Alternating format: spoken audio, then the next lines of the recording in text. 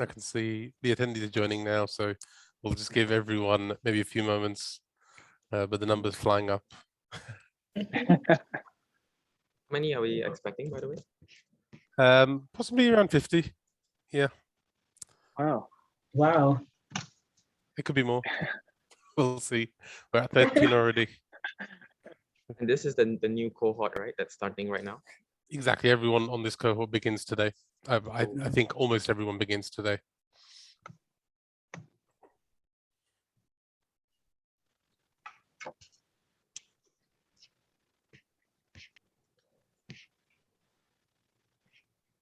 Hey guys, if you want, everyone who's joining as an attendee, if you want to maybe pop down, if you are starting your internship today, and let us know where you're going to be working.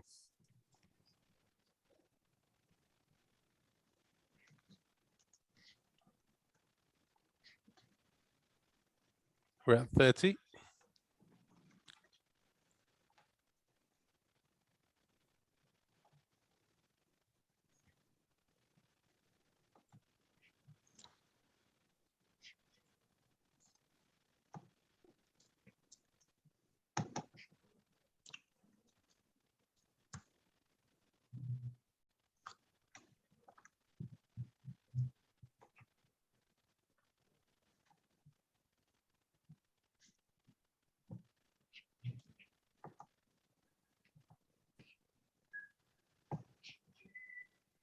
So we've got someone from Berlin, we've got someone from EF, Oxford representing.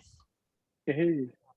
It's like about 3 of us. That's it.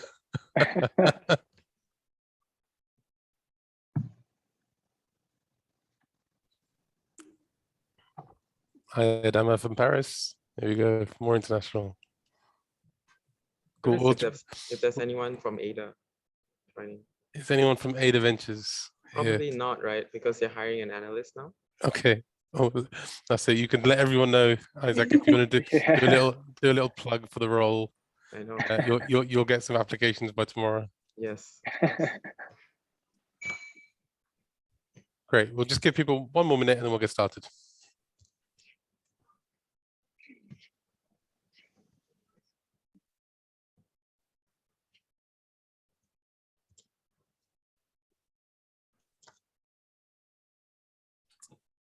We're at 44. Let's see if we can get to 50. Just while we're waiting for everyone to join, a couple of housekeeping things. Everyone's already got an invitation to Notion. If anyone's been struggling to get onto Notion, or if you had any problems, let us know. You can find the timetables and kind of the structure for the next 8 weeks, all available in Notion. And if you haven't already joined the Slack group, please do. That's what we'll be sharing a ton of information. I'll put my email address here. So if anyone needs anything, feel free to drop me a line. I'll be hosting some of these sessions. My colleague Julia Rabin, who's done a lot of the previous sessions, will be back later this week, and she'll be doing some of them. So you'll get to see both of us. Right, with that, let's get started.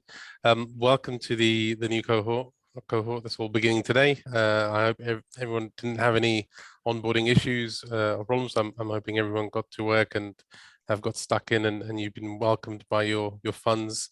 Again, if there's any issues, let us know. Today's session is kind of one that we thought we were really keen to put on. I know officially the masterclass season begins tomorrow with Michael Tafula talking about the history of VC, but I was super keen to get a session in with people who have just come out of the program, so where everyone else who's joining the program today were earlier this summer. So we've got Isaac, Amrit, and Amma joining us. In a moment, I will ask each of them to do an intro, tell us about what they were doing, where they were working, and then we'll do a few more questions throughout. Please feel free, anyone in the audience, if you've got questions, do let us know. You can pop them in the chat, pop them in the Q&A, and then towards the end of the session, we'll try and address as many of those as we can. Great. With that, I will go with the order on the screen. Isaac, would you like to kick things off? Sure. So welcome everyone, and thanks for joining the session. I'm Isaac. I recently just graduated from Cambridge with a master's degree in chemical engineering this June. And right after that, I actually joined Ada Ventures for about 2-3 months. And I was directly working with Chet Warner, which is actually the co-founder of Future VC and Diversity VC. So that was an amazing experience. So yeah, that's just a quick intro. Brilliant. Thanks, Isaac. Amrit, would you like to go next? Yeah, sure, guys. Hey, guys. Yeah, again, welcome. So I'm Amrit. I intern at Sinven Capital. Prior to that, so did chemical engineering, was an engineer, and worked in supply and trading. And then I've done roles in working accelerators, the venture scout, doing that. So my internship's been extended for an additional month with a view to get a full-time role at the end of it, but also looking to, again, get a permanent role in VC. So currently in the interview stage with a couple of funds. Great, thanks. And last but not least, Emma. Hi guys, my name's Emma. I'm currently at UCL studying entrepreneurship, and I was at ETF Partners, which is a clean tech fund. So they were investing in sort of sustainability through innovation. And yeah, I chose that sector because I love all things green and studied chemistry. So I was really into that sort of thing. Yeah, Brilliant. thank you. Thanks, Emma. So maybe as to kind of kick things off, it'll be super interesting. Obviously, you three were very interested in working in VC, potentially as a career, potentially just to find out more. So maybe we can start there. So perhaps I'll ask Amrit, you two maybe begin and let us know why you were keen on working in venture capital and what drew you towards it. Yeah, for sure. I guess to be fair, I've always wanted to work with innovative ideas. Kind of the only way I knew, being a STEM background, was engineering. I realized you can work in industry. I think you can make a much bigger difference. The commercial side, I think I want to work with more innovation. So that was kind of, I guess, the general underlying thesis of I could make a much bigger impact in VC. I guess why not an operator and more a VC? I think with a VC you can work with tens of different startups, and so make a much bigger impact in the innovation scene. Great, thank you. Emma, would you like to go next? Yeah, I've always really liked The Apprentice. So from a child, like that investing sort of thing. And yeah, I just thought if there was a role that you can chat to founders with really cool ideas who want to change the world, it just seemed like a sort of fun, sociable job, but with the business aspect as well. So that's what drew me to VC. And perhaps one to both Amrit, you and Emma, and then Isaac, you can add this at the end of your answer as well. What was your awareness like of VC prior to the Future VC program? Was it kind of something that you were seriously considering, or was it something that you were aware of but didn't know too much about? Yeah, sure. I can kick things off. So me, I had known VC a fair bit. I read a book actually, what they teach you at Harvard Business School, where it mentions VC. And then the idea, so I pretty much did everything I could potentially to get into VC. A lot of bad ideas, some good ones and some successful ones that got me a bit more immersive in the VC ecosystem. But I didn't know what product managers were or any sort of tech roles were for about a year ago. So still quite in the infancy stage. Great, thank you. Yeah, same here. I hadn't heard of VC maybe till about 2 years ago, because I used to work as part of a startup. And there was quite a big focus on raising money from these things called VCs. So then I started to look into a bit further. And that's how I sort of came across Future VC. Brilliant. Yeah, I think for me, I actually didn't know anything about VC just to begin with. So initially, across my university years, I always try to do internships at other places. And I've done some at consulting, a bit of banking, and also one at Microsoft as a tech sales role. And VC was this very elusive feel for me. So I think after the program, it completely just opened my eyes to what VC actually is and what early stage investing really means. And I think honestly, it's just been one of the best internship experiences I've had so far, to be honest. And I think what drew me to applying for the program is actually just someone that I knew from, let's say, a diversity society introduced me to apply to Future VC. And yeah, I just thought might be a good idea. So yeah. Great, thank you. Maybe to stay with you, Isaac, just for a moment and ask a follow-up. So you mentioned earlier you're with Ada Ventures. Could you tell us about kind of the focus area for Ada Ventures, and then maybe tell us about kind of the 8 weeks that you were there? What was the onboarding like, and what kind of projects were you involved with? Of course. So Ada Ventures is a pre-seed seed VC, and we only do sort of like mostly tech deals in the UK. So our average check sizes would be, I would say around, let's say like 250 to $500,000. And we would typically prefer to, let's say, like invest in pre-seed, so that's like very early stage, and then do another follow-on in the seed stage. So I think that's like a very strategic way of investing based on the partners like Matt and Jack. So Ada Ventures is actually quite a small firm. So before I joined, there was 3 people essentially. So the 2 partners, Jack and Matt, and then another head of operations, Shin. So all of them are really like amazing people. So when I joined the firm, it's very like startup sort of culture because there's just so few people. So you get to work with the partners so closely. And I think because of that, like I benefited hugely because I was able to really understand how the partner thinks about investing and like how she thinks about looking at startups from a different lens, like a different angle. So I think that was like just, eye-opening for me, essentially. Great, thank you. Amrit, would you like to go next? Same question. Yeah, sure. So I guess over the 8 weeks, I guess very similar to Isaac. So our fund is again really small and it's very startup-like. I think coming from corporate culture where you get SOPs to the nth degree, this was definitely not like that. I think it was like planned the day before to maybe have an introductory call at 2 p.m. So what I was mainly kind of getting involved with was deal origination, deal sourcing, kind of having work in accelerators and kind of being a venture scout. The premise for me starting off with is that you've already got a bit of experience, so you should be able to run with it. And so I did.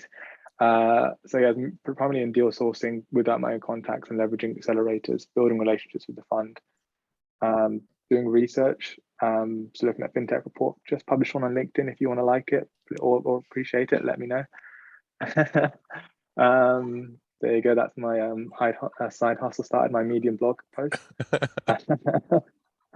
So yeah, Harry Stabbings, watch out. But so aside from that, then really, I think now towards the later stage, I'm getting involved with more the fund strategy, the investment process, kind of rewiring it from the ground up, just getting a new lens and perspective from it.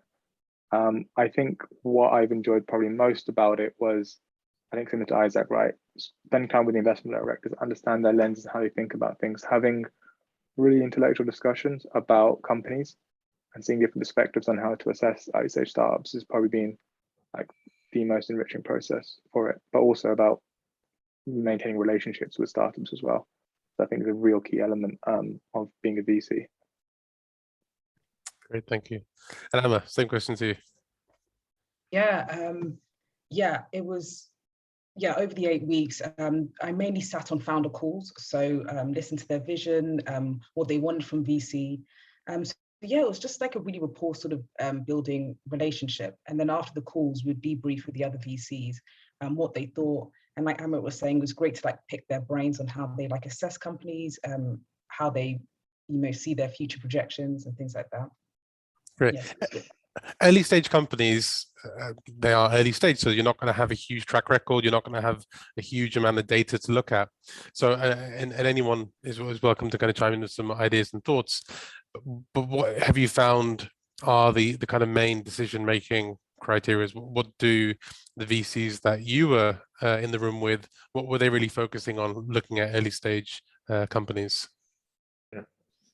So I think I'll just chime in on this. So I think the key decision factors that influence an investment would change across the different stages of the VC. So let's say if you're like a pre-seed or seed, like the very early stage, I think the key thing that you would focus on, or what I've seen Jack and Matt focus on, is really the team, the founding team, and their vision, how they came together, what sort of ambition do they have? Do they really know the market and customer behavior really well? Like, are they essentially really customer obsessed? And then I think once you shift away from, let's say, C to, like a bit of Series A or B, I think that decision would shift from, let's say, the team. Like, obviously the team has to be great, but then you will need to look at like traction that the company already has, any like key metrics that the startup is already generating. So like revenue, things like that. So you have a bit of like analysis to play with. Yeah, Brilliant. I mean, I think to add to that, a good bit of advice I learned from, I think it was Matt, actually, Matt Pennycard at Ada. He says he got from Downing was look at strong swimmers and fast flowing rivers. So again, really adding to Isaac's point, it's really about the founder. Has the founder got founder market fit? Really does, again, is he very obsessed with it? And that's something I look for. And things for looking, understanding that is, as what research he's done at the market, has he really gone out to customers? It's really quite like simple due diligence that I think really helps well. I think then like fast flowing rivers is the market growing is a big opportunity to put reason to expand. Like for instance, neobanks, you can have multiple neobanks as potentially competitive with Uber. So I think those are again key areas. But from a early stage perspective, I think I would like my other 2 pence to it would just be it's just about de-risking it and to levels of de-risks. What are the main risks that are behind this investment, and how is there enough level of comfort that those risks are minimal with it? Yeah, it's how I see it. Yeah, because ETF was a climate tech, they were actually looking for impact. So they were looking in terms of CO2 saved, like natural resources saved. So they were really looking for that before they invested in a company. And because they actually invested from A to C. So we were looking at revenue as well. So they were looking for like a strong revenue across the months before they invested in. So it made it less risky than like early stage sort of VCs. Brilliant. All three of you are already beginning to speak like a VC. So you're using terminology, you're throwing things in there like seed and checks and this and that. For anyone who's on obviously as part of the attendee list today, all this stuff will become very clear to you. So if some of this terminology isn't familiar, if it's not resonating, either reach out, put your question in the Slack group, but we will in some of the sessions be addressing some of this terminology. But I would imagine as soon as you have onboarded at your funds, you're going to be surrounded by this, so you'll be up to speed. Okay, so thinking back again to your internship, what do you think have been some of the more rewarding or enjoyable parts of what you experienced in the summer? Yeah. Should I go first? Yeah. Oh, I should have. Go for it. So I would say the most rewarding part is like, I think really, as I said before, just like spending time, like really quality time with like Czech and Matt and the partners and Shin as well. Just like learning so much from them. I think I'm like, there's no regrets because initially I was planning to do the internship remotely because I did my whole master's course back in Malaysia. That's where I'm from. But I made that, like conscious decision to actually come into London early to spend like in-person time with them. And I think like, their investment lens, the way they think, that really rubs off on you, and you're really able to learn so much from them essentially. And especially Ada in a small firm, the key benefit is that you're tasked on a lot of different things. So instead of like a large firm where you could only be, let's say, responsible for deal screening, but in a small firm, you would, I was doing, let's say, like deal sourcing, deal screening, founder interviews, doing a bit of fundraising as well, looking at portfolio companies, so all that good stuff. And that variety really adds to that motivation. Great, thank you. Emma, would you like to go next?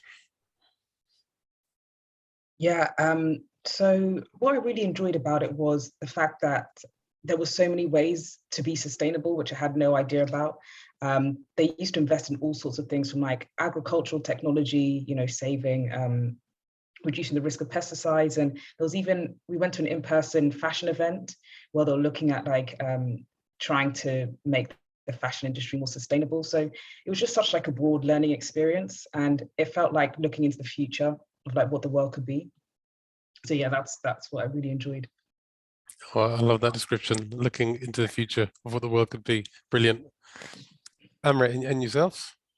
Yeah, I think one thing I probably enjoyed was when you get a deal and then your partners get excited by that deal. I guess it's a simple metric for anyone to do it. It's really rewarding. A kind of self-reassuring, kind of push aside imposter syndrome a bit. I think the second bit now working towards the stage is I'm actually now getting part of building the investment process, and it feels quite enriching to build something from the ground up. So yeah, for me, those definitely been the most rewarding bits of the internship. Great. And I would imagine kind of You've touched on there just now, Emma, kind of deep diving into perhaps sectors or areas of industry that you may otherwise not know very much about. I was recently at a conference where it was an online conference. It was around femtech, and the presenter began the slideshow with an image of all of the different spokes that exist within the world of femtech. Now, I shouldn't be surprised. Of course, it's going to be a very complex and very deep sector, but just to see everything up on the screen makes you realize, wow, there is so much going on, and one sector represents so many smaller sectors behind it. Did you guys kind of have to really get involved with any specific sectors? And I think I know what your answer is going to be, Emma, but perhaps others, Amrit and Isaac, did you have to get really involved in a specific sector that you didn't know very much about before? Yeah, I mean, I can start off with that one. So yeah, definitely like fintech is not my background in the slightest. If it's deep tech, if I can play around with it, then I'm more than comfortable with that. But yeah, it's a very steep learning curve, but there's so much resource out there. I think you just got to throw yourself in there. Fintech, insurtech, I had no clue about, to be honest. And here's me now later today again promoting my fintech report. Any tips on that, just before perhaps anyone else answers? Any tips from you, Amrit, in like how would you maybe take the steps to go out to find out more about a sector? Yeah, it's probably a great question. I think there's a lot of really good VC material out there. Anthemis does like weekly reviews on the finance services industry. A lot of other VCs kind of disseminate a lot of jargon you get from like PwC and Deloitte papers and put it in a kind of an investor landscape and eyes. So I just read lots of those, or investment memos done by like Bessemer Ventures and stuff like that. So that really helped me to quickly get to grips with a certain landscape I wasn't familiar with. Great. Emma or Isaac, anyone who would like to go next? A sector I sort of deep dived in that I hadn't known before was waste management. And I thought that was going to be super dry. I was like, oh, like that's so like, yeah. But it was like after completing that, like, I know it sounds so weird, but I love waste management now. Like the things people are doing to like manage waste in cities, like really innovative ideas. So yeah, that was a sector. And were you given material by the fund that you were working with? Did you go out and trawl the internet? Was it founders that you were learning from? Or was it all of the above? Yeah, so it was a founder that came in with sort of like a waste management solution. And then after the chat with him, they were like, could you please do a deep dive in this area to see if like how he compares to the rest? So it was from that I started looking in, and a lot of it was like Googling, to be fair, different companies. Brilliant. And Isaac? Yeah, I think for me, I had to do a lot of deep dives in many sectors that I didn't even know about before in VC, because I think that's the key attraction in VC, right? Like you're always in the forefront of innovation. So I think one thing that an example that I did was on the metaverse. So looking at, companies like Decentraland or like, like in the crypto space as well. That was very interesting. And I would say like tips or advice to like obtain that information. Sorry, so definitely a mixture of, let's say, obviously like tertiary research, so like online. But I think a key thing to, let's say, like stand out or add the most value is actually just like interview people, like just reach out to your network and like interview founders or interview experts in the field. I think that's one key thing that I did. Let's say like, just reaching out to people that I know from LinkedIn, or let's say like the partner knows someone, then I would request an intro. And then after that, I would get a lot more information than if I was just like scraping through the internet. I think people are just the real source of information.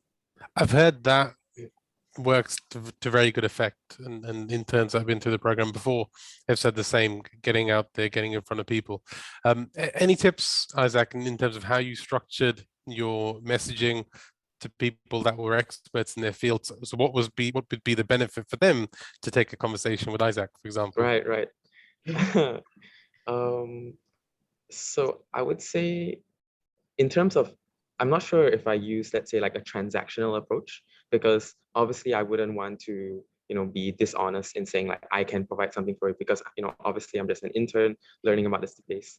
But I think the key thing here is just like leveraging very warm connections or warm intros. So like being like very direct with the secondary network of that expert or that person, and then just being really like open and honest about it. Like like I need some help here.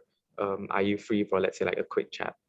So I think, yeah, and you'll be surprised. I think people actually want to help, especially in the VC landscape. Like people are very nice. Fantastic. Great. And just reminds me of a situation when I was at UCL. Emma, maybe a tip for you. And one of the assignments that we were given by our lecturer was to interview a founder of a company that had raised a Series B. So pretty busy people running fairly substantive organizations. I ultimately used the classic, I'll bake you a cake if you give me 30 minutes of your time, and it worked. So maybe that's something that people can use as well. Brilliant. So maybe kind of thinking now of maybe the more challenging part of working in VC. So we've heard about what was great and what you guys enjoyed. What have been some of the perhaps more difficult parts or challenging parts?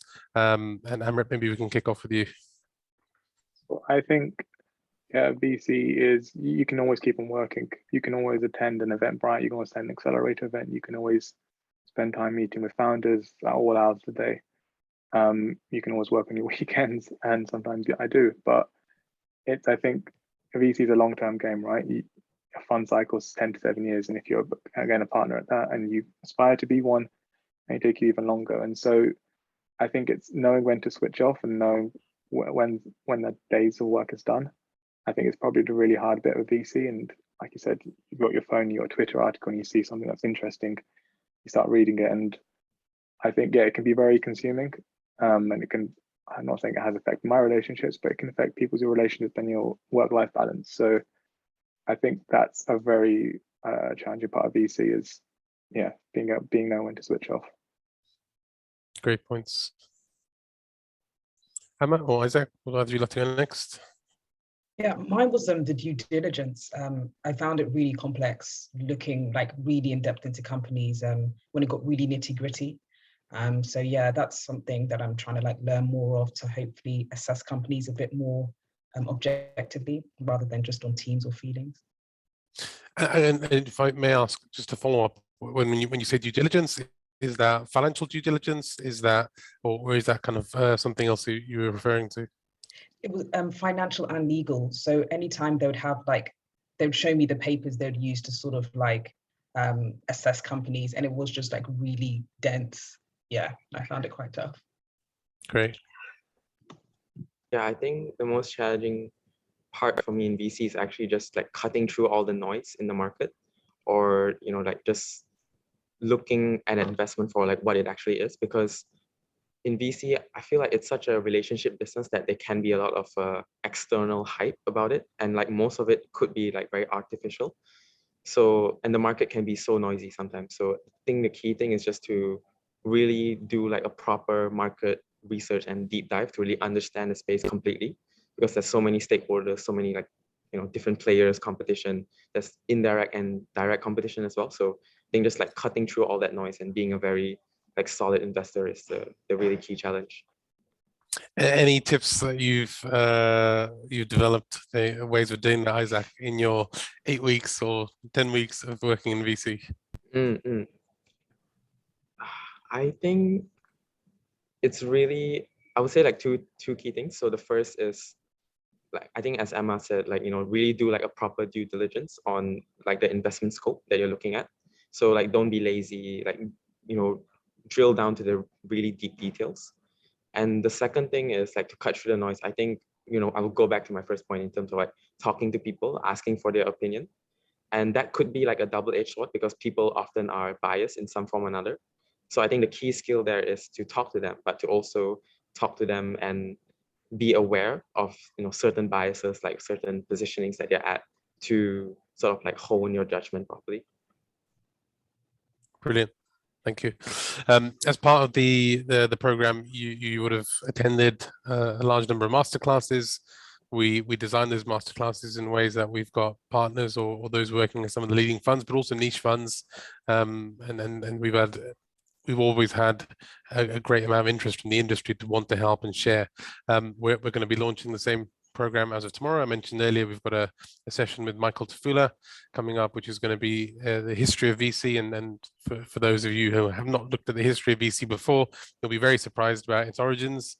But I won't do any spoilers. I'll leave that for Michael tomorrow. We'll be doing a range of these sessions. So kind of thinking of the sessions that you went through this summer, were there any that really stood out? Perhaps Emma, I can begin with you.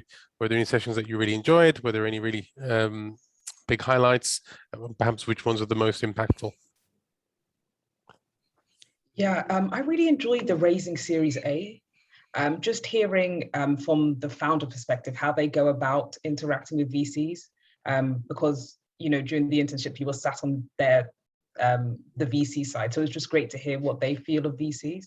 So I just really enjoyed that because yeah, I found the founders speaking really interesting.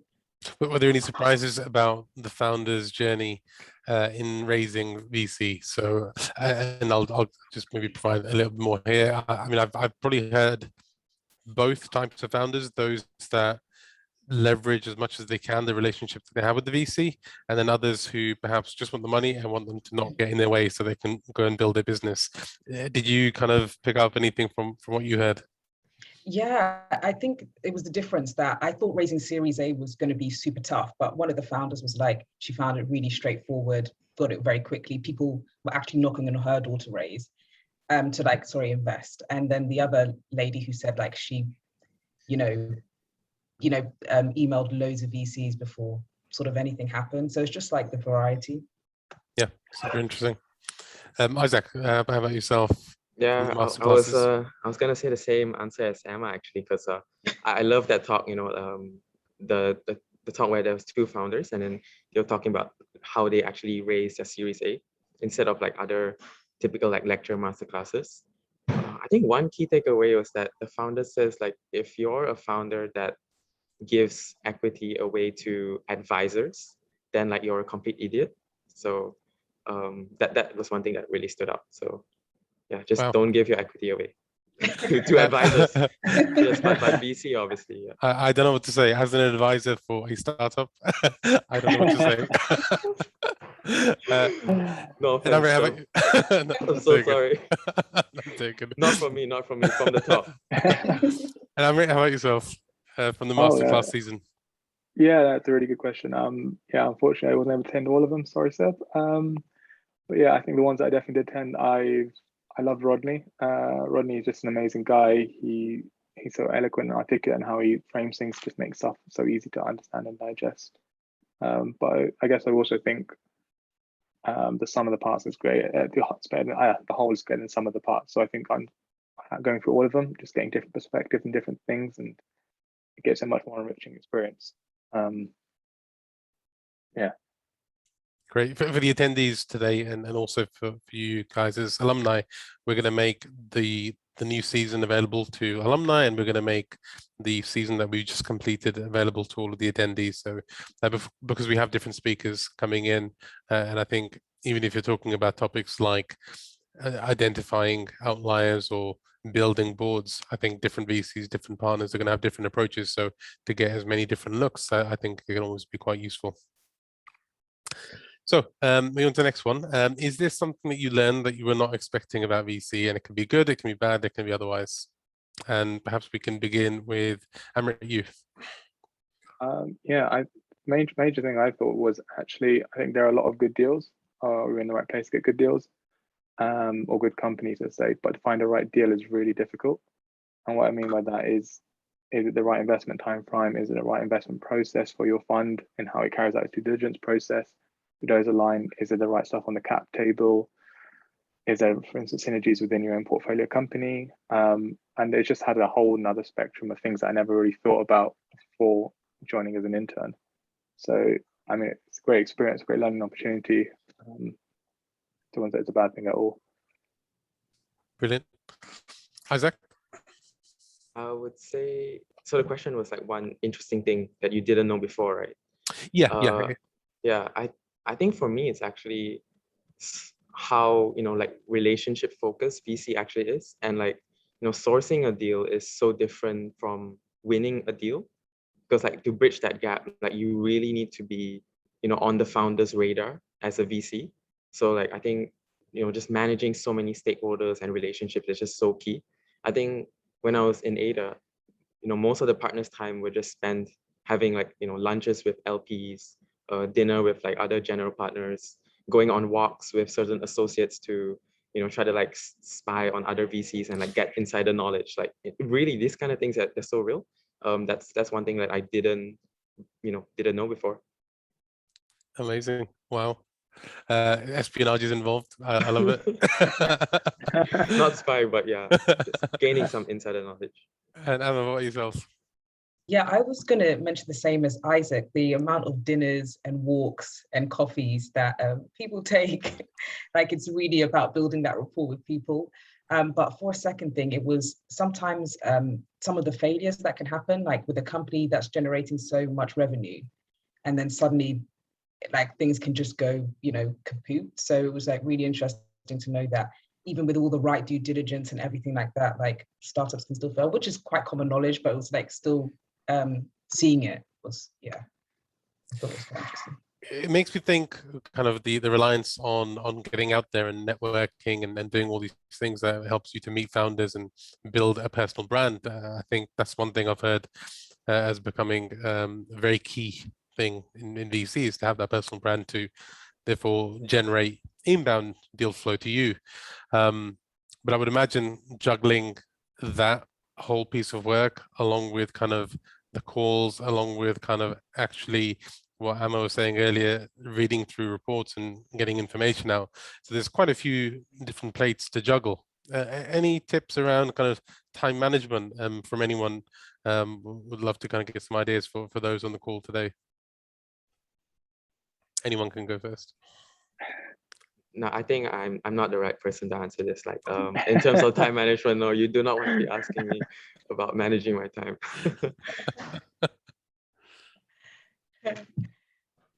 Everett, any tips from you? Okay. I have a lot of lists. I agree, right? It's so many plates to juggle. I don't know how Czech does it, to be honest. She's amazing at it. But yeah, I just do a lot of lists and try and think about like certain ratios in my head and what I want to do. Like 40% of the time in my head is deal sourcing, 40% of the time is maybe networking, 20% is doing research. And trying to understand you as an individual. I like doing all my research stuff in the morning and then doing like networking in the evening. My brain doesn't have to think as much. Yeah, it's a skill. It's a very skill which some VCs are amazing at. So yeah. I think it's a muscle that definitely will strengthen.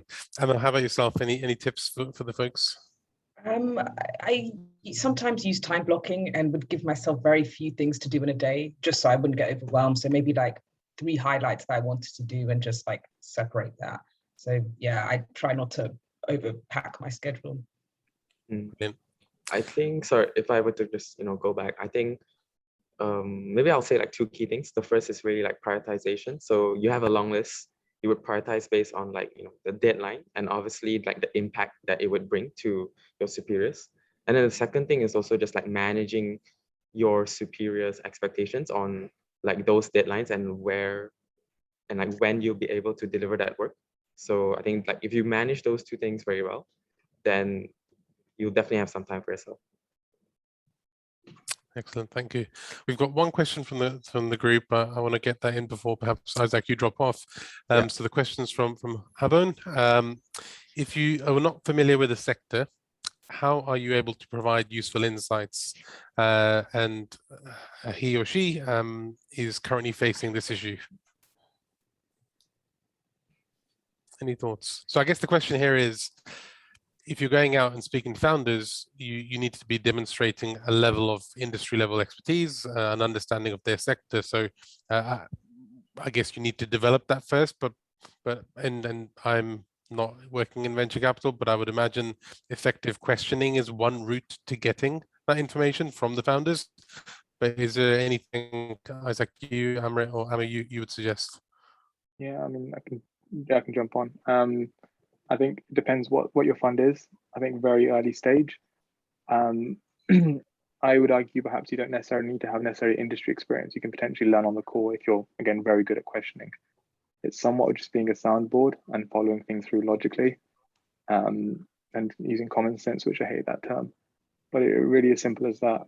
You kind of just ask the founders the right question and dig in deeper. And if it just doesn't make sense, so for instance, it's an enterprise company and they plan to get like 1,000 customers in year 3 and then 10,000 in the year after. Like, that doesn't make sense because sales cycles are far too long. And yeah, just walking through all the logic, I think logically is probably sufficient enough, especially for early stage. But I think as you get later stage where you've got far more due diligence and processing, yeah, it then becomes a lot more having real depth and insight. And that's why I guess those sort of later stage funds, they hire specialists, so people with PhDs in those sorts of areas for it.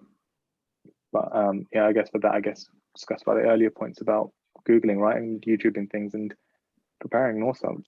I think if you've got a little champion or a little buddy in your fund who can where you can just ask questions to about certain things, then yeah, that'd be immensely valuable for you.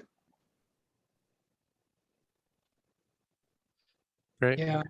There's also podcasts, newsletters and things like that. So like maybe like 10 minutes a day in the morning, you just read through like a specific industry and they send you stuff on it. And then, yeah, just slowly you get,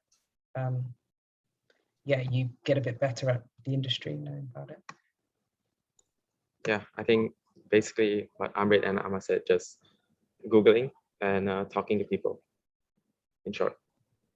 Fantastic. So we've had a question from Harriet, who has been doing a little bit of espionage herself and been checking out everyone's profiles on LinkedIn. Great start, Harriet. What key work experience do you feel contributed to the most help you land the role that you have in VC or had in VC? Maybe we can begin with Amma, you. Yeah, I think the most useful was working in sales, because I think working in sales, it was almost the same job as VCs, except now founders come to you a bit more than in sales, you going to founders. And I used to work specifically in the fintech space. So I think since it was sales and you were talking to founders every day, I think that really broadened my mind to what VC was about. And since it was like a startup sort of ecosystem, like you were very close to like the CEOs who would talk about VC all the time. And I think that really, like, when you're not so far away from people who need money to invest, that was one of the most useful sort of things into VC. Brilliant. Isaac, how about yourself before you hop off? Yeah, sure. I'll take this one and then I'll drop off. So I think I would say, so I have done quite a few work internship experiences. I think the two most useful one was, first of all, like consulting. And I think consulting really helped me to be super structured in how I think about problems. And in terms of like just communicating with the partners and telling them what my thoughts are, was also like really super structured. So like, I think this is like a positive investment because of like these 3 things. And like these 3 things would be like in a prioritized order. And that would really help the partner understand the market, the competition, the landscape in such a short time, which is really useful because partners are always so busy. The second thing is really, so I also sort of co-founded a small startup with another friend of mine, and it's called like Cases for Good. And that's where we help people break into, let's say, like management consulting roles. And at the same time, we also fundraise for charities. So we host like webinars, we provide guidebooks and mentoring. I think that was one of the things that impressed Czech during my interview with her, because VCs are always looking for someone a lot more like entrepreneurial that knows how to basically like get stuff done in the real world. And then like starting a startup is really the best way to learn and to actually execute those things. Excellent. Thank you so much. Well, Isaac, really appreciate you joining us today. I know Thank you so much. I'll have to go. Yeah. Looks like you have got a very packed schedule. Yes. But we'll catch up another time. Thank you so much. Cool. Thanks so much. And if I think anyone wants to like connect with me on LinkedIn as well, like please feel free, since you already stalked my profile. But yeah, cheers. Bye. Thanks, Isaac. Cheers. And Emma, we've got a question from Oscar. which is, what is your favorite startup news website and your favorite startup newsletter? Whoever wants to go first. Yeah. Yeah, Go Amma, for you it. go for it. Amrit's Oh, going okay, yeah. to say his own. Yeah, of course. Yeah, I think a couple of ones I like. I actually really like Akash. He was actually on the Future VC program, and now is at Augmentum as an investor. He's got just really, really great. I think he's a great writer and he's got some really great stuff. So definitely sign up to that. I think it was Socratic VC, but now it's changed. That's one I really enjoy. I think as a website, I think Twitter, if I'm honest. Twitter's probably the best thing, if I'm honest. You get so many founders that just can disseminate a huge article down into, I don't know, a couple of 150 words. So yeah, sorry, it's not really a crunch, but just follow the right people on Twitter is probably my best advice. Great. I'll throw there. The startup that I'm with is called craft.co. Check out our website. We have lots of information on the website as well. I'll just throw that in there before Emma, I ask you the same question. Any great startup news websites or newsletters that you follow? Yeah, I really like Crunchbase and Tech Insights as well. They've got like big pictures and just like keywords, and like it's just very easy to consume. So I really like it. Crunchbase. Was it Tech Insights, did you say? Yeah. Okay, amazing. And we have another question from Francisco. How did you leverage your time during the internship to secure a full-time position at your fund or another fund? Perhaps a question more for Amrit. For sure. So when I kind of got told the news, it was really taking the bull by the horns, like not simply just being passive, but going out for it, finding deals, wasn't told to do things, coming up with my own initiatives and finding things. I think that's the best way of thinking about ways to add value. I think as VCs, they're incredibly busy, right? I think that's one thing maybe you can take away from this is if you can do a lot of things by yourself and just run with it and have that independence, the fact that they can trust you and trust you with stuff, I think, is one way to secure it. I think the second way is understand or try and create a profile for yourself. So I think some VCs are networkers and they're amazing at it, and some are maybe more research led and have a much more pragmatic view. And usually, kind of within a fund, you'll have some or all of them. It's understanding which position you could potentially fill to help you land a certain role. I'd say for instance, my fund, they're great guys, amazing guys, but I realize I've got to be the networker. I've got the one that attend all these events because they're just so busy all the time. And so that's how I create my position. And that's probably what helped me to get a full-time role is I'm helping to bring in the deals. I just said, I'm doing the whole kind of due diligence process, but investment pipeline meetings and stuff like that. So just take the bull by the horns and be creative. Yeah, I hear a lot, and I do spend quite a bit of time speaking to VCs, but one of the biggest issues is deal flow and good deal flow. It's kind of there's two things that are affecting this. One is that there's a lot more VCs than ever before, so there's more capital available to go out, and everyone's looking for the top startups to invest in. And at the same time, the variety and the number of startups out there, it's not a case of where it's about finding those startups everyone's going for. You want to be as diverse as possible and create a really, really widespread deal flow. Is that what you heard, that there was a lot of focus during your time at your internships? Were there any interesting strategies? And I mean, would it help for those who are on in the program now as attendees to maybe start about thinking about deal flow?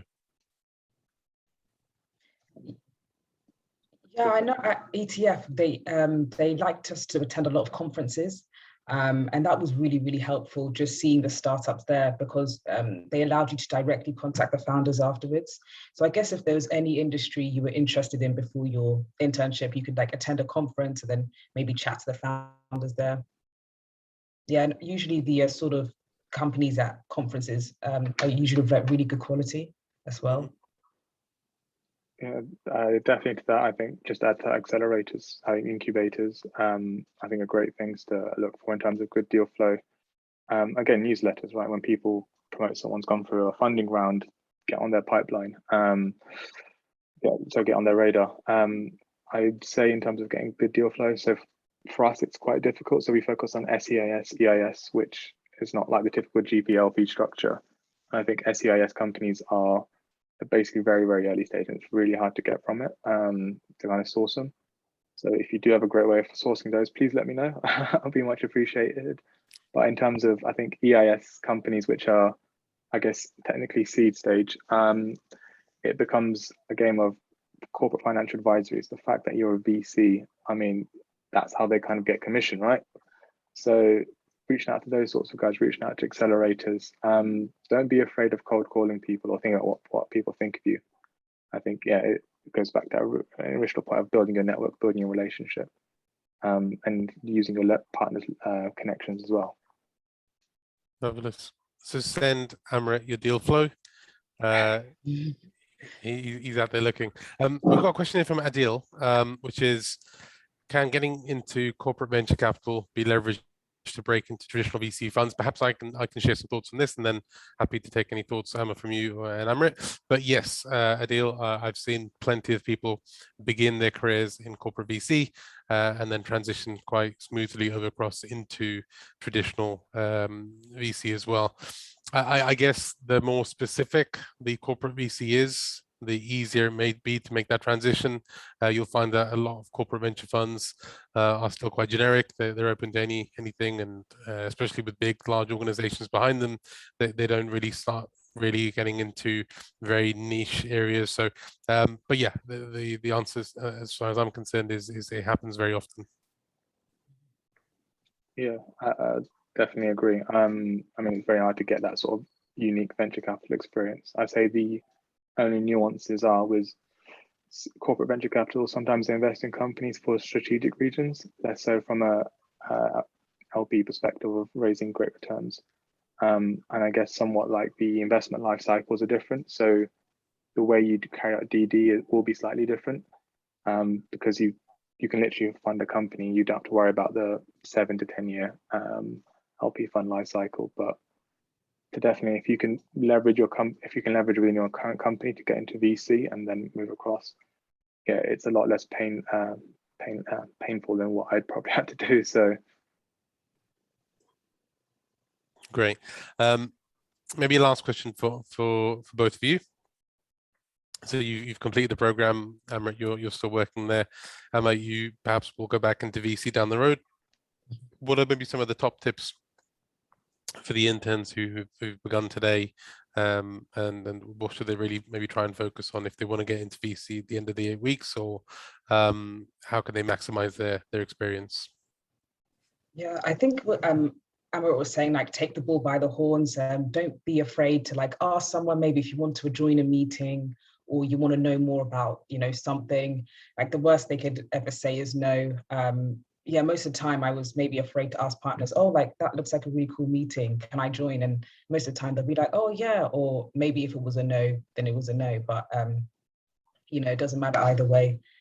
Yeah, so I'd say just take the bull by the horns. And the best way to respond to a no is a why. So keep that in mind. And Amrit? Yeah, I think it's also worthwhile trying to set the expectation, understand the expectation. I mean, some internships, they just be like, we don't potentially have you in mind or as an intern, right?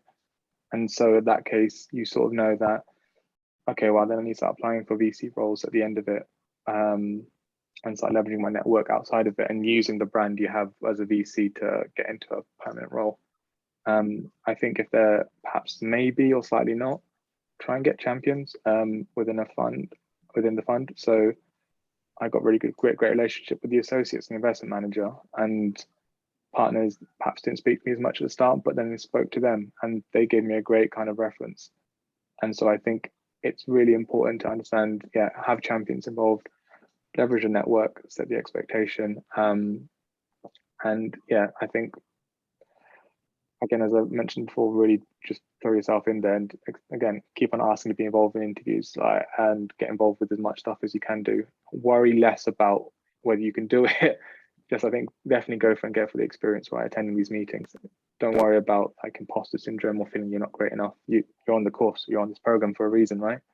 You all clearly are, I'm sure, amazing VCs in the making.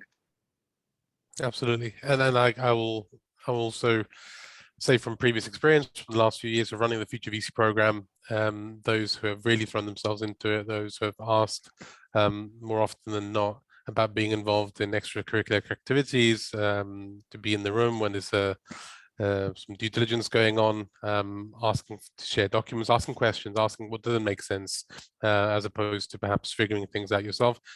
You know, it's easier to go from A to B if you ask someone who's already done there and been there and can give you a quick answer. So do ask questions. You're not expected to be ready to enter the world of VC. You're here in a developmental program, an internship, to learn skills, to learn and get a better understanding. So no question should be off limits. Amma.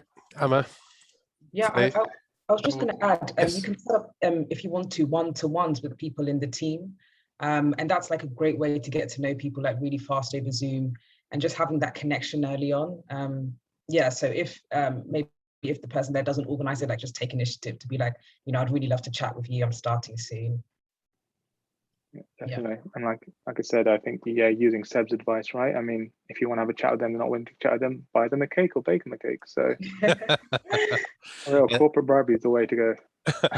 and stalk people's signatures. If their Calendly's there, that's a license for you to go and take some of their time. They've given you the right to do it. Amma, thank you so much for today's session. It was really good. To the attendees, we hope that you enjoyed today's alumni session. Tomorrow we kick off the masterclass season with, as I said earlier, Michael Tafula. Any questions, please do get in touch. Find Amma and Amrit on LinkedIn, connect with them as well. I'm sure they'll have some great advice to share with you. Yeah, always happy to help. My LinkedIn inbox is always open. So yeah, feel free to harass me. Yeah. Just a level degree, right? Yeah. Yeah. Thanks so much, guys.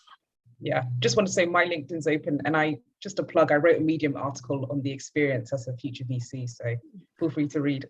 Oh, amazing. Amma, if you can share that with me, in fact, I have it. I will put that into the Slack group as well, so folks can read that. Okay.